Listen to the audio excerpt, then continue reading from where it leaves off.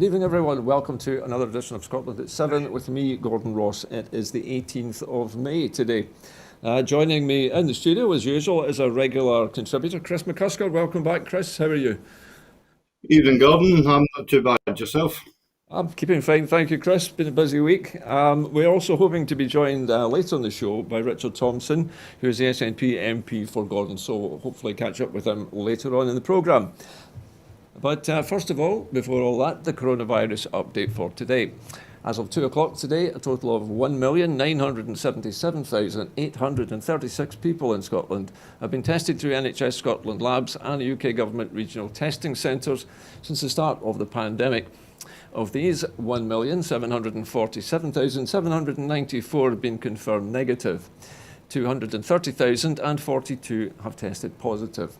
There are 268 new cases of COVID-19 confirmed by a test, although not everyone with the virus will display symptoms, and of course not all those with symptoms will be tested. There were 0 new reported deaths of people who have tested positive. The number of patients in Scotland who died from complications caused by the COVID-19 infection now stands at 7,664. This number only includes those who have died having received a positive test for the virus in the previous 28 days. Of the people who have tested positive, 70 were in hospital last night, 4 of whom were in intensive care. Now, as of 8 a.m. this morning, 3,045,152 people have received the first dose of the COVID-19 vaccination, and 1,669,469 had received their second dose. The latest UK daily figures show that 127,684 patients who tested positive for COVID-19 have sadly died from their illness, an increase of 5 since yesterday. This number refers to deaths in all settings and not just hospitals. And now also the Office for National Statistics update for today. The percentage of people testing positive for COVID-19, positivity rate, has decreased in all 4 UK countries in the weeks up to the 8th of May 2021. Hospital admissions in England decreased slightly the week ending 9th of May, and the number of registered deaths involving COVID-19 in England and Wales also decreased in the week ending the 7th of May. And the number of deaths that mentioned COVID-19 on the death certificate decreased to 129 in the week ending May the 7th, 2021. Deaths involving COVID have accounted for 1.6% of all deaths registered in England and Wales in the latest week. The total number of deaths registered was 19.7% lower than the 5-year average. The number of deaths registered was affected by the early May bank holiday. COVID-19 was the 3rd most common cause of death in both England and Wales in March 2021. Now to today's news, and big news today is of course that Nicola Sturgeon has been confirmed as the new First Minister at Holyrood. At Holyrood today, Nicola Sturgeon was elected as First Minister for the 6th session of the Scottish Parliament by a majority, receiving 64 votes, more than her rivals, with Douglas Ross getting 22 votes, Willie Rennie getting 4. There were 28 abstentions. After being confirmed as First Minister, Nicola Sturgeon appointed John Swinney as the Deputy First Minister and Cabinet Secretary for COVID recovery, as she begins the appointment of a new Scottish Government. Mr Swinney, who has served as Deputy First Minister since 2014, will take responsibility for driving cross-government action on COVID recovery. Ms Sturgeon is getting down to the task of appointing a new Scottish Cabinet and ministerial posts. Well, Chris, was it a surprise that Nicola Sturgeon was elected for another term? It seemed almost a foregone conclusion, did it not? Definitely a foregone conclusion. Yeah, you know, it's historic, shall we say, that Nicola has been returned as First Minister. You know, you have to laugh at the wee sideshow that was going on with 4 votes Rennie throwing his hat into the ring in order to keep himself relevant. And then you had the laughable speech from Douglas Ross about, I want to be a dairy farmer, and then he was waxing lyrical about his son. You know, I wonder what that's got to, what relevance that is. You know, but you know, I was actually more geared towards the urgent question that was asked by James Dornan. I thought that was really engaging, and I really enjoyed the replies from the Justice Secretary Humza Yousaf, who I hope will retain his cabinet post. So this was in connection, Chris, with the events of over the weekend involving Glasgow Rangers celebrations in George Square, am I right? Yeah. And you know, it's wholly appropriate to call out sectarian language, sectarian actions, sectarian singing, the bile of anti-Catholic rhetoric in the west of Scotland at the moment is absolutely off the scale. It really is, and it needs addressed. Whether it's addressed through law or whether it's addressed through the Scottish FA or the SPL, but something really needs to be done about it. So I was really glad that James brought that question to the Parliament floor. Okay, Chris, well, thank you for that. I can see now that we have been joined by Richard Thomson, hotfoot from Westminster. Welcome to the programme, Richard. Thanks for joining us this evening. No problem. Pleasure to be here again.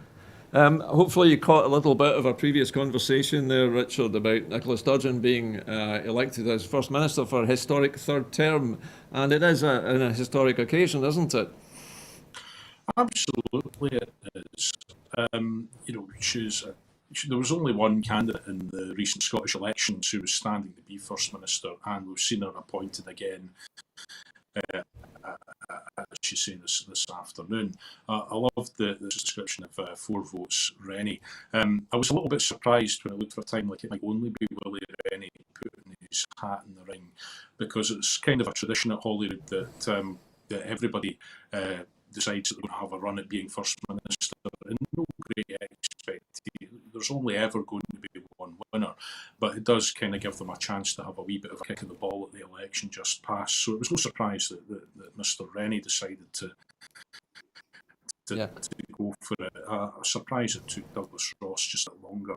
But I think again, if we're hearing some of his rhetoric, I don't think he's been down to the golf shop. He's still that one club political golfer with his one message of no to Indian F2. I think he might actually get the message that people of Scotland, whether they're for independence or whether they're not, most folk have priced it in that they expect to have a referendum soon later, and that we need that chance to have a choice again in our future. And again, I think that Douglas Ross, by saying he's not going to mire us in old arguments, he needs to update his own arguments somewhat, because the people of Scotland will settle him, even if he hasn't.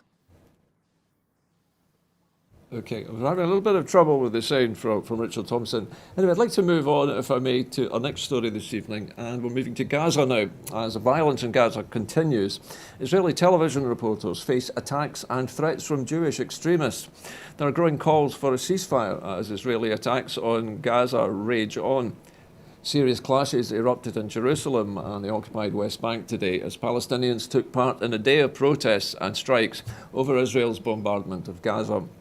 A Palestinian man was killed and more than 70 were wounded, including 16 by live fire on the outskirts of Ramallah, according to the Palestinian Authority Health Ministry. 2 Israeli soldiers were injured. Hundreds of Palestinians burned tyres and hurled stones at an Israeli military checkpoint. Troops fired tear gas canisters at the crowd. Large crowds also gathered in Nablus, Bethlehem, Hebron and other towns in the West Bank. In Jerusalem, police deployed water cannon in the neighbourhood of Sheikh Jarrah, where the Palestinian families are facing eviction from the homes which they've lived in since the 1950s. The threat of eviction has been a key factor in rising tensions in the city over recent weeks. There were also clashes at the nearby Damascus Gate entrance to the old city. Israeli television stations are providing security for some of their highest profile reporters after physical attacks and death threats from far-right Jewish extremists. According to reports in the Israeli media, the N12 channel has provided security details for 4 of its on-air presenters, Dana Weiss, Guy Peleg, Yonat Levi and Rina Mazlaya, after a rise in online threats against them amid recent intercommunal violence. Police have arrested one suspect in connection with threats against Vice. Reporters from Channel 12, Can News and Channel 13 have been physically attacked in recent days after right-wing extremists took to the streets to target Israeli citizens of Palestinian origin in various locations. Among them was Ayala Hassan, a journalist and presenter who was part of a TV crew assaulted in Lod with rocks last week by a family from the far-right Jewish La Familia. Chris, I'm going to come to you first on this, and I know how sensitive this particular subject is for many people in all parts of the UK at the moment. What did you make of this? Because we're hearing reports of attacks on media staff. This is a new development, isn't it? Well, I mean, it's bad enough the fact that Israel are targeting women and children, but also now it seems that they want to suppress the media. For me, I'm viewing this as a retaliation for the bombing of the Gaza tower block, which was used by the Associated Press and Al Jazeera. But Chris, these are not Palestinians threatening journalists. Yes, these are actually other Jewish citizens. Yes, I know that. I know that. But what I'm actually pointing out is the fact that that they want to actually suppress the narrative that is coming out of any news agency so that they can write their own narrative. And basically not have anything reported in Israel and Palestine, and it just seems to me that nobody is immune in any such way, shape, or form to their indiscriminate targeting. And as I say, whether that's women, children, or journalists, it's absolutely abhorrent. Well, Chris, I think we'd all agree with that. Richard, what was your reaction on hearing this news today that there are actually extremists within the Jewish community who are turning on their own? I'm sorry, we're still having a little problem with Richard's line. Okay, well, we should have Richard back shortly, so we'll have to continue ourselves, Chris, I'm afraid, until we get Richard back online. But what I was going to say, Chris, is that this is a sign of chaos, isn't it, in the Jewish society, in the society of Israel, because I think, is it 20% of Israelis are actually of Palestinian origin, and we now have communities turning on each other all across the country. Yeah, roughly. It's the without mediation, the situation isn't going to find any resolve anytime soon. And I was deeply disheartened to hear that Biden had stopped short of, in his recent talks with Benjamin Netanyahu, that he actually stopped short of calling for a ceasefire. Because I had high hopes for Joe Biden, and it just seems to me that, whilst the Israeli narrative seems overtly sectarian and racist and all the rest of it. But what also gets me is that there's money involved in this conflict, and it's again, honestly, I have no words beyond abhorrent. It really is, because the UK government and the US government are equally complicit in the arms sales that they provide to Israel. Is it, Chris, just the issue of the arms sales is the reason why the United Kingdom and the United States have historically maintained their links in this way and have kept rearming Israel and assisting it in this way? Well, I mean, I am, me personally, I am firmly of the belief that right-wing governments love to wage war in order to make money for their own governments. And, we've seen that through the years that Jim Murphy was in the Labour Party. And, we've seen it throughout the ages with America. You only need to look at the conflicts in the likes of Cuba and stuff like that, Vietnam as well.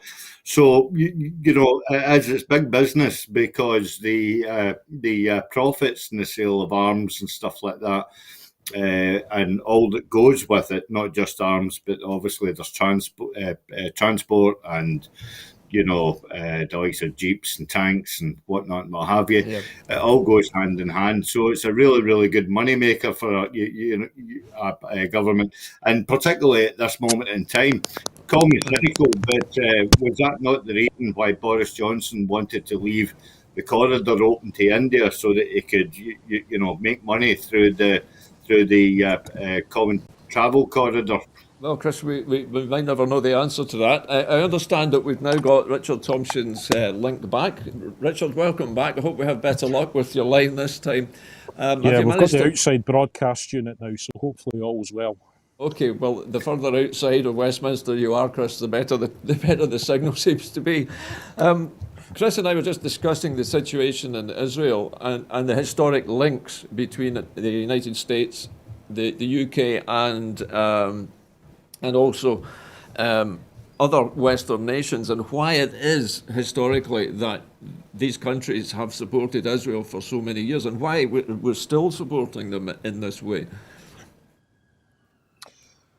Well, I think there's something that's important to say. I mean, I think that that we all support, or I think that the mainstream position is to support a two-state solution. But it's quite clear that for all people who want a two-state solution, they also want respect for international law. And I certainly do not subscribe to the view that criticism of the state of Israel is illegitimate, because Israel is there to be praised when merited or criticised when merited, as any other country on the world is. But I don't think anyone could fail to be shocked by the scenes that we have witnessed from Gaza, and I fail to understand how any Israeli government could think that it is building the conditions for peace by reacting in the manner that it has over the past few days. Now, it's very clear that there are a lot of countries who would wish to demonstrate support and maybe show a reluctance to criticise governments in Israel, and there are many reasons for that. I think going back many years relating to the historic political situation in the Middle East. But I think that responsible governments should be willing to praise where it's merited, to criticise where it's merited, and also to work for peace and to stand up for human rights and uphold international law.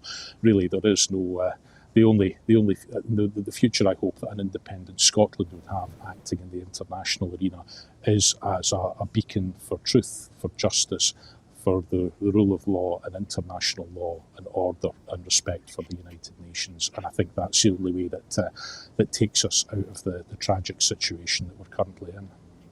One thing that's been very noticeable in the recent hostilities between Hamas on the Palestinian side and the Israeli Defence Force is that Hamas seems to have ratcheted up their rocket attacks. There were hundreds of projectiles fired into Israel, as opposed to the few dozen which we're used to seeing. Do you think that Hamas has changed tactics? Are they trying to force the issue now at a time when they obviously have stockpiled weapons? Otherwise, you wouldn't be able to mount such massive barrages on Israeli soil. I honestly don't know whether or not tactics have changed, but what I would say is that tactics, if you wish to call them that, in that sense, are counterproductive. There is a mismatch of force, and that just as attacks on Palestinian civilians and fatalities amongst Palestinian civilians can never be justified, equally there are innocent Israeli civilians who are living in fear of these rocket attacks happening as well. And the only way to secure a genuine and lasting peace and settlement in the area is through discussion and dialogue, and not through aggressive military actions by either side in this. So we're really hoping at some point to get a ceasefire. Listen, I'd like to move on, gentlemen, to our next story this evening. And the next story is actually an interesting one. A nurse who was caring for Boris Johnson has resigned over lack of respect for NHS workers.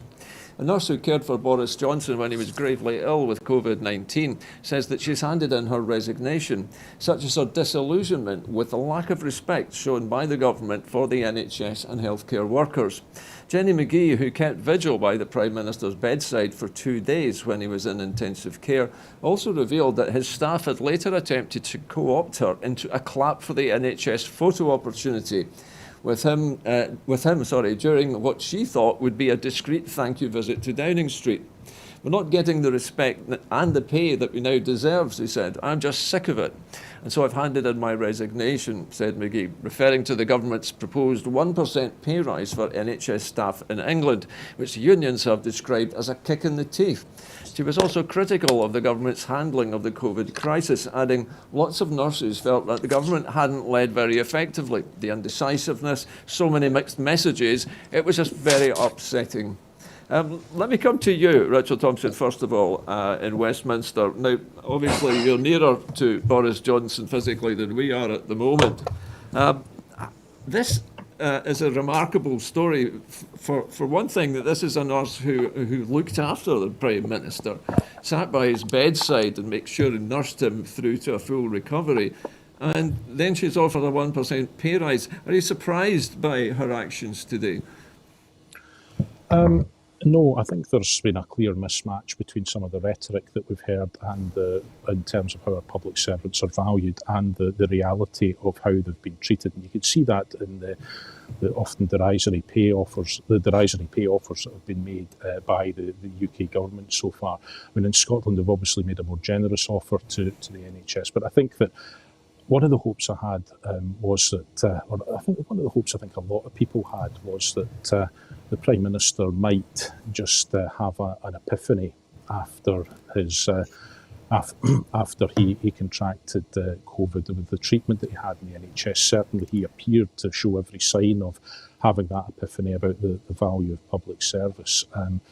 Sadly, I think that perhaps the nurse who treated him and who helped to bring him back to health, along with all the other medical professionals, has just perhaps is perhaps not as atypical as we would like to consider that she might be in this. But I think that it's all very well for politicians to clap for carers. We also actually need to show how we value our carers, whether that's in the NHS or the social care sector more generally. And sadly, I think that the experience of the nurse in question is probably far from atypical.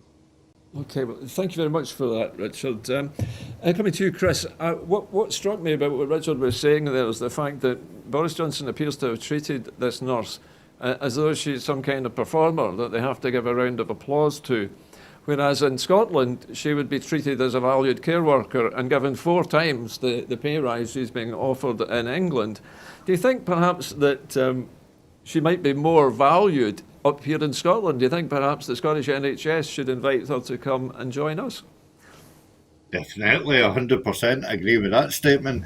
And I think what Richard was alluding to, I think, for that to happen, it requires that person in question to have a moral compass and maybe a bit of conscience. Morality seems to be the one thing that's actually missing from Boris Johnson's DNA. They were always going to use it as a PR stunt, I think. We've yet to ascertain as to the gravity of his situation. So I'm not calling into a question of conspiracy theorists, but just how close to death's door was Boris, we'll never know. But I think she's right, because nurses in England and Wales are being shortchanged. Scotland has made them, our nurses are more than generous offer. Some would possibly say, some within the trade union movement would possibly say that it's short of what they're due. But by the same token, I go along with the moderate voices as the fact that, well, we can't pay everybody exactly what they're worth because, we need to rebuild out of the pandemic and we can't shortchange ourselves. Yeah. Well, listen, Chris, thank you very much. Your comments about the moral compass just reminded me of Captain Jack Sparrow from Pirates of the Caribbean, whose compass just pointed at what he wanted to have happen. I think perhaps that he's lent it to Boris Johnson. Anyway, it's time to move on. And again, a UK story. United Kingdom government plan to increase nuclear weapons breaks international law. Experts have warned that the United Kingdom government plans to lift the current cap on Trident nuclear weapons based on the Clyde by over 40% from 180 to 260, could breach international law. Academics at the London School of Economics have concluded that plans are inconsistent with the UK government's support for the Treaty on the Non-Proliferation of Nuclear Weapons, which is intended to limit the increase of nuclear warheads around the world. The review by Professor Christine Chinkin, a long-term consultant at the United Nations, and Dr. Louise Arimatsu, a former fellow of the NATO Cyber Defence Centre, concludes that the proposals constitute a breach of Article 6 of the treaty. Richard Thomson, this is a remarkable story. The British government's own think tank believes that their plans to raise the cap on the amount of nuclear weapons they can stockpile is breaching a treaty which the United Kingdom has signed. This sounds awfully familiar to another story concerning Northern Ireland, doesn't it, of breached treaties? Well, I mean, I think to confine it to nuclear weapons, I think everyone's understanding of the nuclear non-proliferation treaties is not to spread nuclear weapons, and that the direction of travel in terms of numbers of warheads and firepower should be to go down. But you're absolutely right in terms that the UK government seems to be showing an increasing lack of respect for international law. It does that on the basis of it's asserting its sovereignty. The trouble is there's lots of other sovereign independent countries out there who could all decide to do much the same, not necessarily with nuclear weapons or weapons of mass destruction, thankfully, but in terms of doing what they would wish to do without regard to the international norms. So, I actually asked a question when this was announced as part of the Defence Review of the Defence Minister Ben Wallace. I asked him the question, what is the strategic rationale for an increase in the number of warheads as opposed to, say, this time last year, and he was unable to answer. It was basically a case of we need them as bargaining chips. It's a very expensive set of bargaining chips, and quite frankly, I think I would far rather take the clear moral example of being rid of nuclear weapons altogether, because these weapons do not guarantee the security of the British state. They do not guarantee the security of any part of the British state as it currently exists. They certainly don't guarantee our security for people, or they don't guarantee us any security against some of the asymmetric threats or the potential terrorist threats that might lurk out there.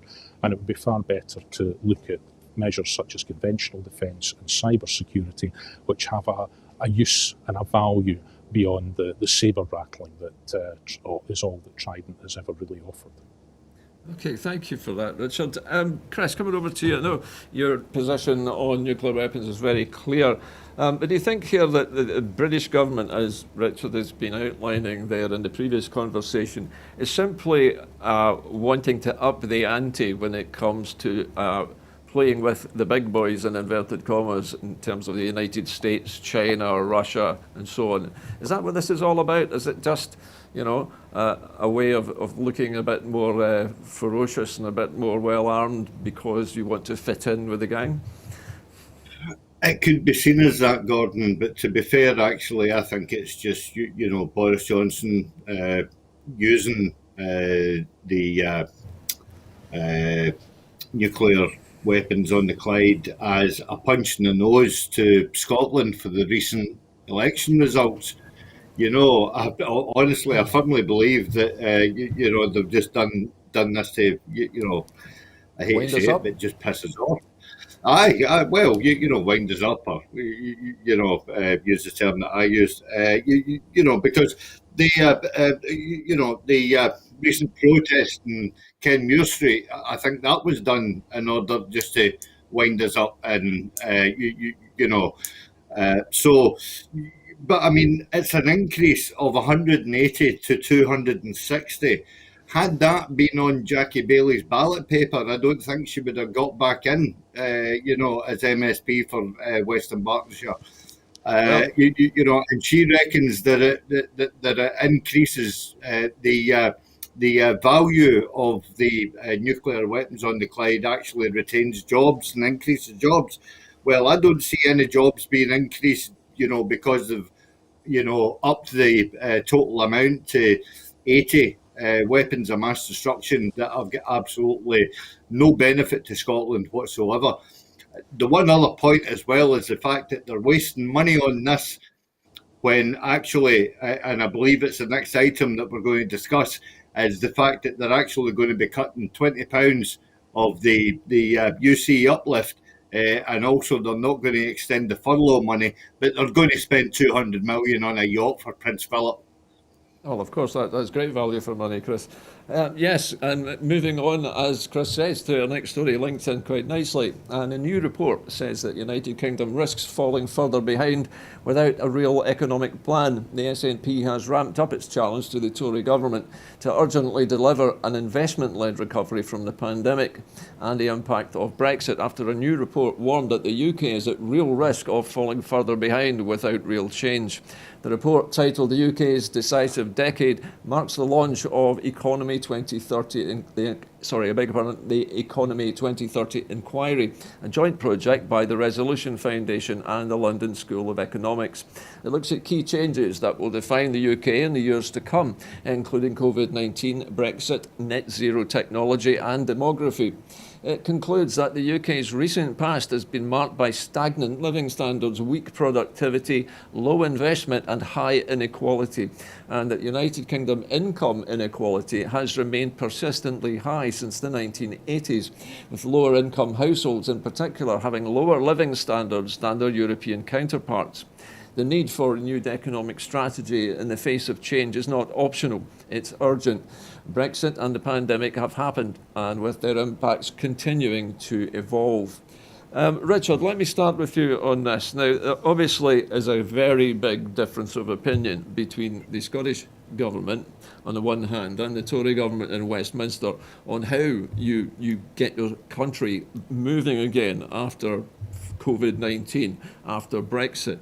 The Tories appear to be wanting to cut their way out of the pandemic by slashing the safety net for the poorest working families in the UK. I think that's absolutely right, and it reminds me very much of the response to the banking crisis around about 2008, where the recovery, if you can call it that, was basically the burden of that was placed on the backs of those least able to bear that burden, the lowest paid, in other words. Now, I think we face an intersection of a number of potential crises. There's obviously COVID, but more generally, and one we've known about for longer, is the planetary crisis, the environmental crisis that we're potentially facing ecologically. So there's a range of things that we need to do in terms of our capital expenditure, in terms of embracing energy transition, accelerating the move to net zero, in terms of reducing our emissions, finding new energy sources, industrialising that and exporting that expertise. All of these things are particularly important to Scotland in terms of securing our future prosperity, but also simply in terms of responding to the way that we will be living our lives once we are out of the pandemic, because I don't think we're going to ever quite go back to the same degree of bringing people together in such close proximity in order to work, rest and play as we have before. But crucial to that is having, of course, the powers in order to be able to do that, to make the investment. And that, I think, is going to be a very, very big area for discussion in the independence referendum to come. It's not just independence for independence sake, but it's independence for what? And I think that there are a number, as I say, of intersecting crises, which having that alignment, better alignment that only independence can bring between your policy, your political policy, and the resources at your disposal, and the way you're able to bring them to bear to solve problems. that can only be solved through independence. And as I say, I think that's the discussion that will dominate the campaign to come.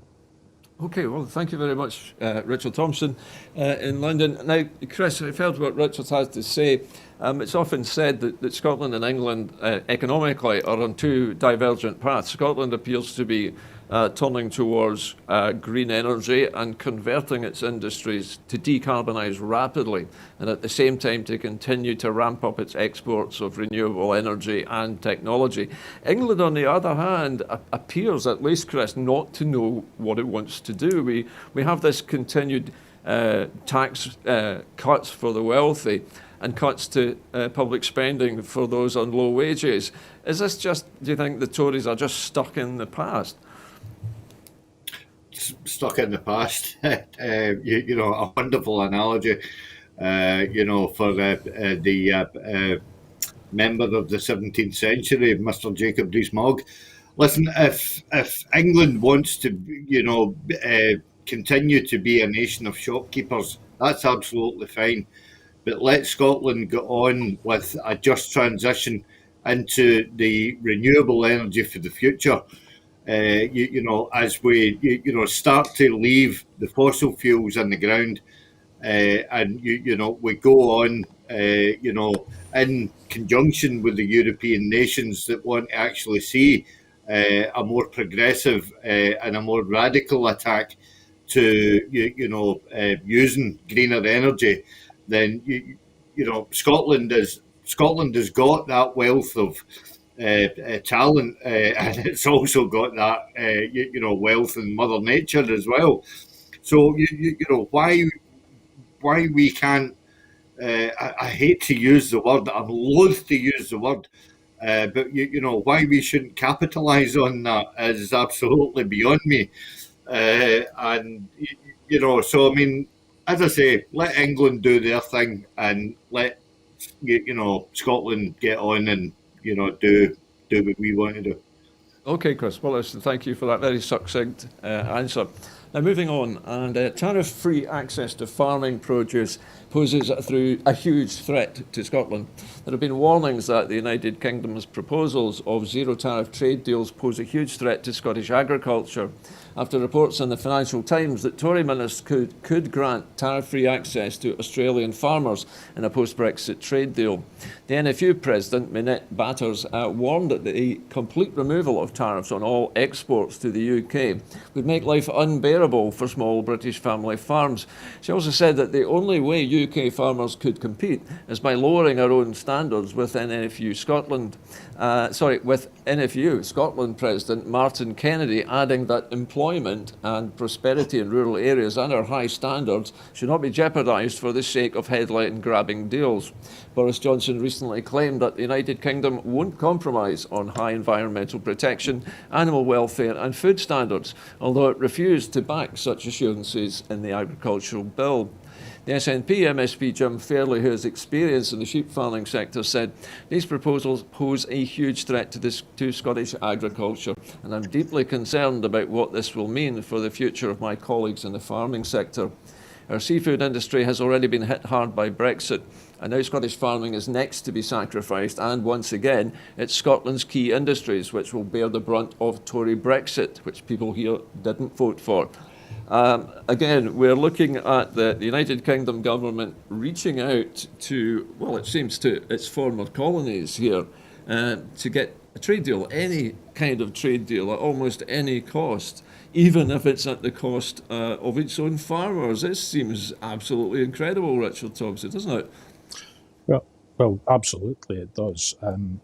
First of all, it was the fishermen who were sold down the river with, if that's not too much of a conflicted metaphor, with Brexit. And now it looks like our farming sector is going to go the same way. I mean, throughout the Brexit shenanigans, the SNP and others stood up for the principle that we shouldn't be reducing our food standards. But because we know that in Scotland, particularly, provenance counts, and we have a very, very high quality product, which is valued not only at home but also around the world, and we produce some very high quality produce at comparatively low prices, but as I say, at very high quality. But if we're going to experience an opening of the floodgates in this sense with competition from other parts of the world, that might superficially seem like good news for consumers, but it's going to be devastating for rural constituencies like the one I represent, which is a very significant rural area and a very important farming community. It's farming and that kind of high quality produce is the bedrock of much of Scotland's rural economy, and to see it threatened just when nobody believed for a minute. I think the government's promises that Brexit would be good for the food and drink industry, but to find that the food, drink and agriculture sector could find itself being undercut by the desire for the government to try and start harvesting free trade deals to try and offset some of the damage that's been caused by Brexit is frankly unconscionable, and will be, the cabinet is due to make a decision on that later this week, we believe, but we certainly haven't heard the last of this, and I hope that opposition can be mobilised. Yes, free trade is good, free trade can be beneficial, but not at the expense of uprooting rural communities and destroying the traditional prosperity of rural areas, many of which, as I have to say, did not vote for Brexit either. Okay, Richard Thomson, thanks for that.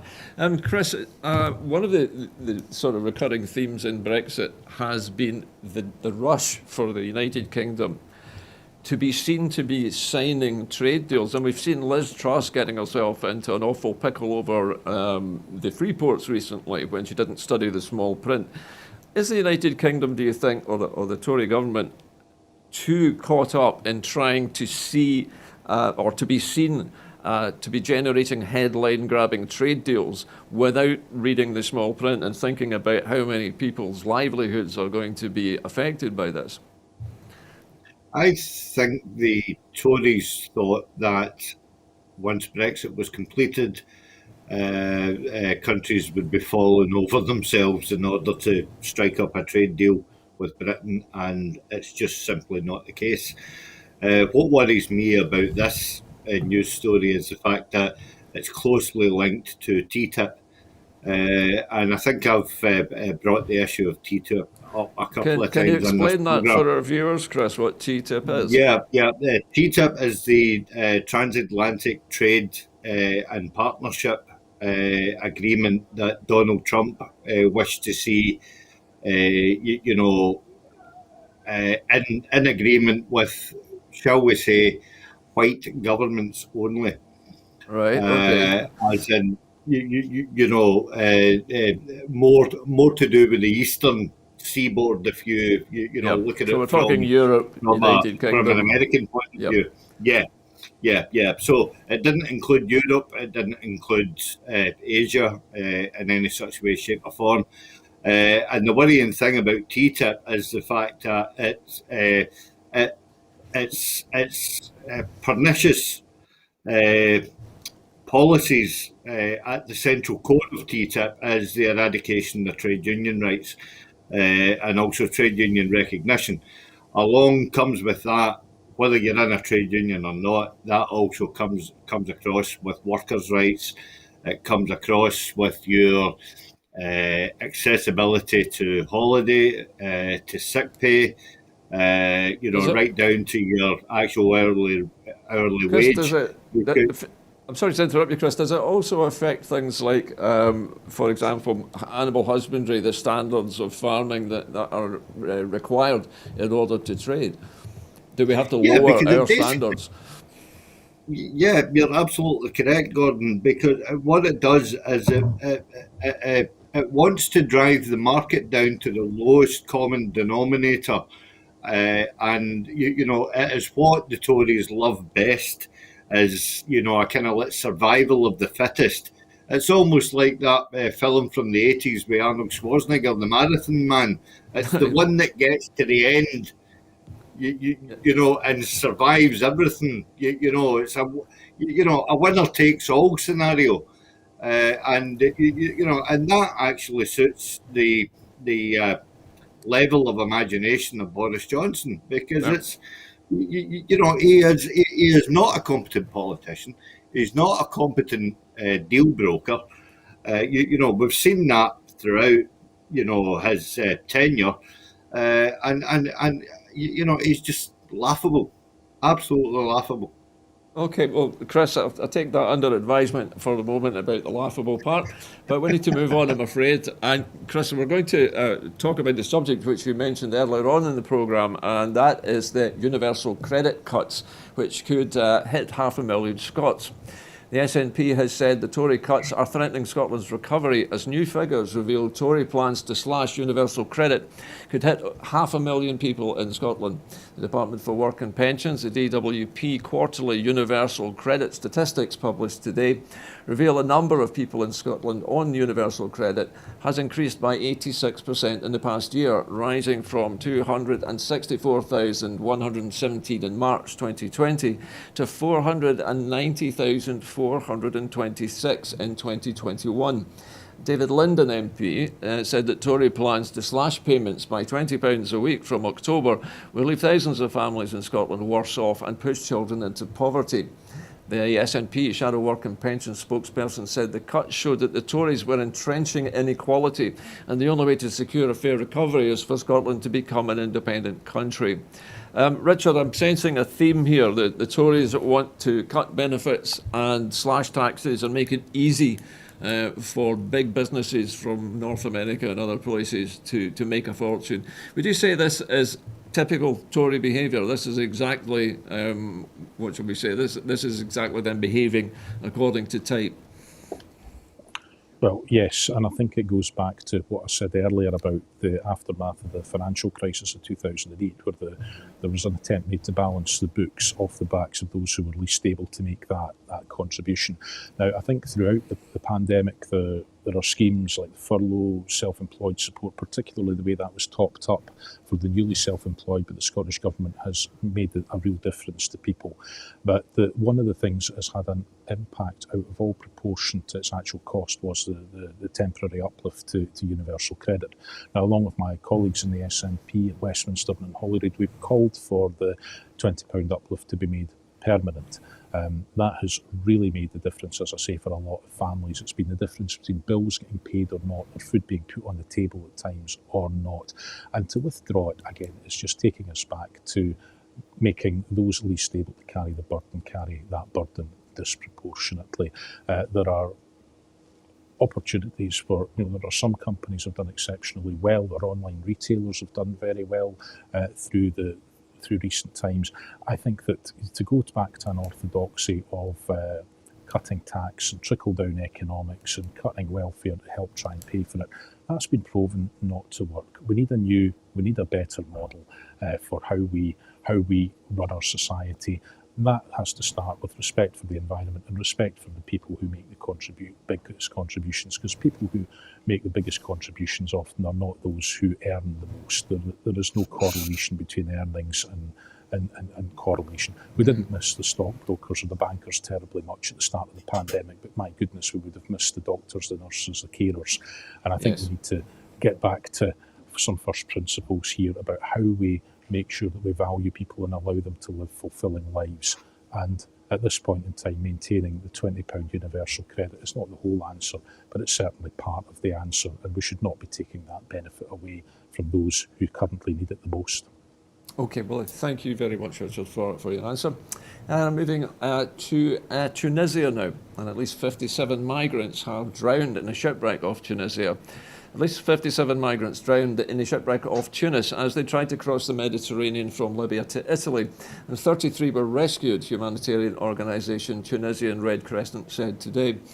In recent weeks, drowning incidents have occurred off the Tunisian coast, with an increase in the frequency of trips to Europe from Tunisia and Libya towards Italy as the weather has improved. Sorry about that, the sound quality. 33 Bengalis were rescued. 33 Bengalis were rescued and 57 others drowned in a boat carrying about 90 migrants that set off from Libya towards Europe, according to the Red Crescent official Mongi Slim. A security source confirmed that 57 migrants had drowned and 33 were rescued. More than 60 migrants have died in recent weeks in similar incidents off the Tunisian coast. Chris, let me start with you on this subject. Now, I know that you have a particular interest in refugees and the terrible things that they have to go through in order to find a safe place to live. It must be really bad where these people are coming from for them to want to risk their lives in this way and to see the death toll climbing like this. Surely it must be worrying for the international community, if nothing else. Well, not only is it worrying for them, it's also worrying, as you say, for the international community because they're scrambling to try and facilitate any refugees that are landing. There was a recent report from the UN Refugee Agency, the UNHCR, which says that actually fewer than 23,500 refugees or migrants actually made it across to Europe this year. Many of them were actually targeting to land in Spain and Italy. Yeah. These migrants are actually coming from Tunisia and Algeria. Which are former French colonies, aren't they? Yeah. And obviously they link in with that sort of like dual French nationality. It obviously makes the transition just, I would like to say a wee bit easier, but sadly, my experience of refugees in Cali is that that's not always the case. Simply just down to the colour of their skin, and that's disregarding the fact that they can speak fluent French.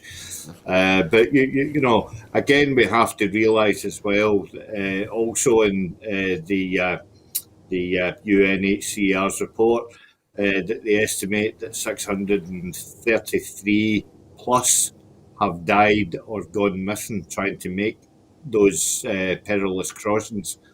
Which